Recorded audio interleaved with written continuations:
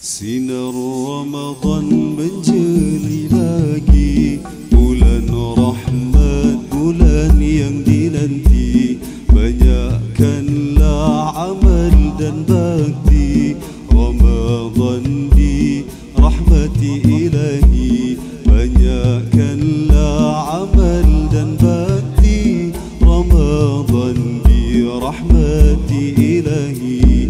Sinar Ramadan menyeri lagi, bulan rahmat, bulan yang dinanti. Banyakkanlah amal dan bakti, Ramadan di rahmati ilahi. Banyakkanlah amal dan bakti, Ramadan di rahmati ilahi. Bersyukur di Ramadan yang mulia, kerana masih dipanjangkan usia. Mungkin nikmat dunia tak seberapa, tak sama nikmat iman dan Islam. Tak semua orang dapat merasa iman dan Islam paling berharga. Tak semua orang dapat merasa iman dan Islam paling berharga. Sinar Ramadan menyeri lagi, bulan rahmat, bulan yang dinanti. Banyakkanlah amal dan bakti, Ramadan di rahmati ilahi. Banyakkanlah amal dan bakti, Ramadan di rahmati ilahi.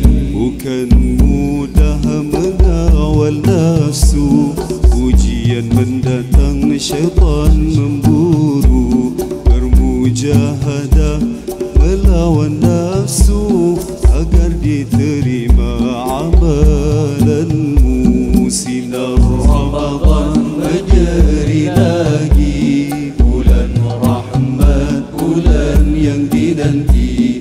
Banyakkanlah amal dan bakti, Ramadan di rahmati ilahi. Banyakkanlah amal dan bakti, Ramadan di rahmati ilahi. Ini hanya ujian di dunia, tak sama dengan di akhirat nanti. Bukan sekadar lapar dahaga, tapi siksa pedih yang menanti. Bersabar dengan ujian dunia, akan menanti balasan di syurga. Bersabar dengan ujian dunia, akan menanti balasan di syurga. Sinar